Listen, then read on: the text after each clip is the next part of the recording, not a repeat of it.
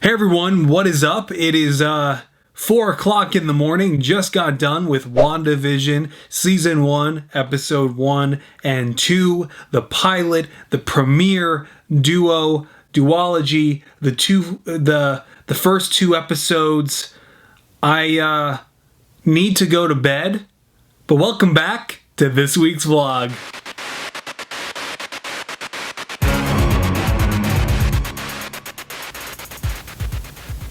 WandaVision kind of came up out of nowhere, and I really wasn't prepared. It's just kind of here now, and it's fun, and it's great, and it's a good time, and it's well done, and exactly what I was looking for in a good way. And by now, or actually possibly, maybe not, I have no idea, but the reaction videos for the first two episodes should be up now or are going up. Regardless, I've got this super sick Wanda minifigure, Scarlet Witch, by Diamond Custom Bricks, I believe, and Phoenix Customs, who designed this minifigure, and this is just so cool. I showed it in I think one of my previous vlogs here, but I got her and Vision out on the desk tonight to celebrate the launch of the first MCU series on Disney Plus, and really the return to the Marvel Cinematic Universe for the first time since July 2019. So this has been pretty cool. And oh yeah, the reason I showed this figure again is because I wanted to review it for the premiere of WandaVision, but I forgot because I've been too busy working on Bo-Katan Mandalorian Season 2 customs. Yeah. So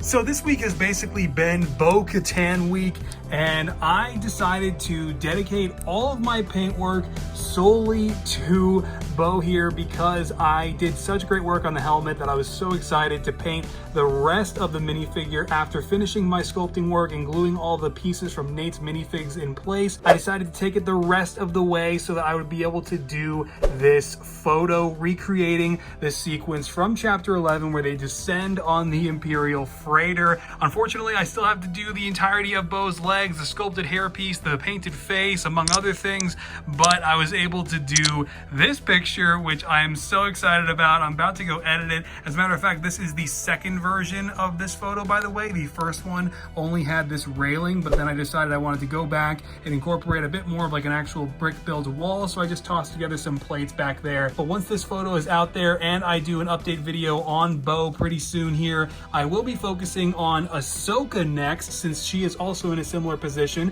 just in need of some basic fabric work, and then all paint work from there on out too, just like Bo was at the start of this past week. So I'm excited to show you guys Bo-Katan in this upcoming photo and the new video, which you might have already seen by now, and then it's on to Ahsoka, and once again Boba Fett and Luke, just as a quick little update on those two minifigures. Not quite as concerned about. It's these two that are really the majority of the work, and so that's why I've been so focused on them these past couple weeks.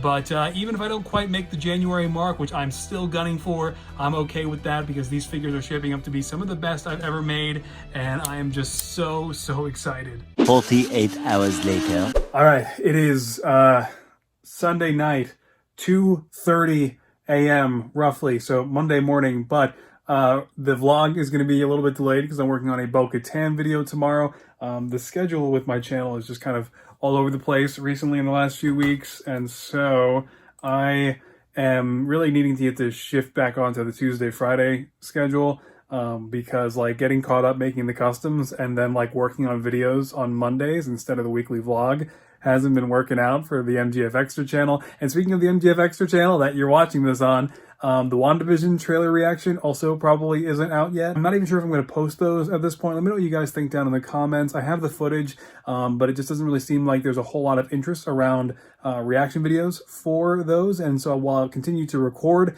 my reactions to each episode, I just don't know if I'm going to like be posting them religiously or like on time. So we'll see about those. But right now, tonight, I have been focused on a couple things. One of which has been one of the most tedious mods I have ever done on a custom Lego figure. For one thing, I have finally started to apply the base layers of paint onto the Ahsoka head tails piece, which I am very excited about. Got so used to it being in its raw Procreate state that it's honestly kind of shocking to finally be moving forward with the paint job now, finally. Bo-Katan is kind of in shambles right now because I was repainting the blank legs a little bit and kind of prepping those for gluing the knee pads in place and doing some other stuff. But what I've really been focused on tonight, that I've been working on for like 2 hours, has been a Boba Fett helmet integration with micromagnets. Now, this has been one of the toughest micromagnet integrations I have ever attempted, because your average micromagnets are about this big,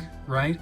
Well, the ones that I wanted to work with are that big. So to kind of like put a used push pin and like some other stuff next to them, these are microscopic and very, very difficult to handle. I don't even know if micromagnets get smaller than this. These might be like the smallest ones on Earth. But the point is, I had this idea to take one of Nate's minifigs rangefinders, and instead of gluing a magnet to the bottom of it, I wanted to see if I could actually insert the micromagnet into the rangefinder itself, very similar to the Grogu magnets, for instance, but on a much smaller scale and a much more tedious process, because I had to take one of the finest drill bits that I have attached to my Dremel, and as you can see, I broke it, and basically just drill out a tiny little hole in the side of the rangefinder. And I got all the way through the process on the first one, and then it broke.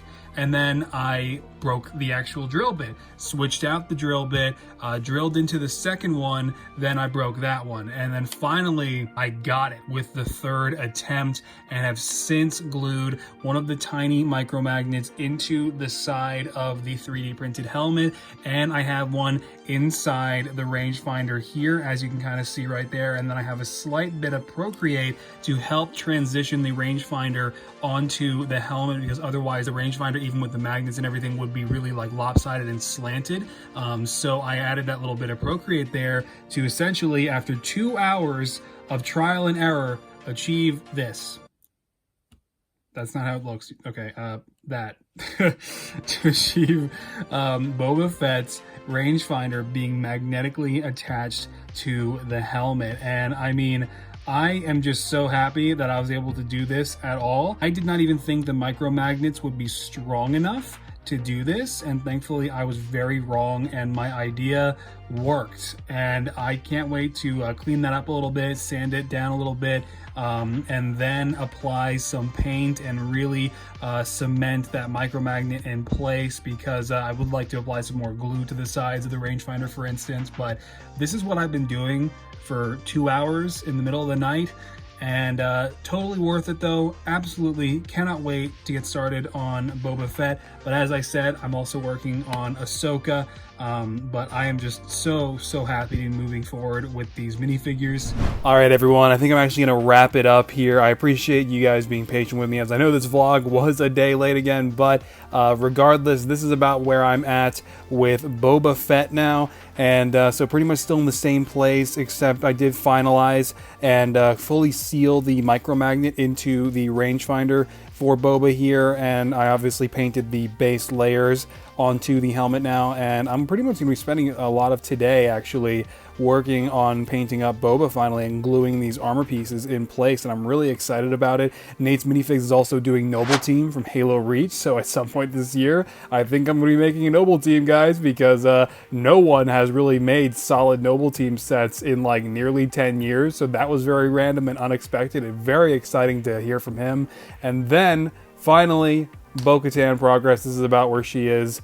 This is about where she was when I did the video. I actually haven't worked on her since, because like I said, I want to focus now more on Ahsoka and Boba in the coming week. But I'm still really happy with how far Bo has come. I have to do the entirety of her leg still, and the hairpiece, and the remaining jetpack detail before she is complete. But I'm very excited to move forward with Bo even more once I make some good progress on the others. And yeah, then one quick cool little thing I wanted to show you before we wrap up here. I made a makeshift Avar Kriss from Star Wars The High Republic Light of the Jedi. She's like the lead Jedi of the era for the most part, and she is featured prominently in the book.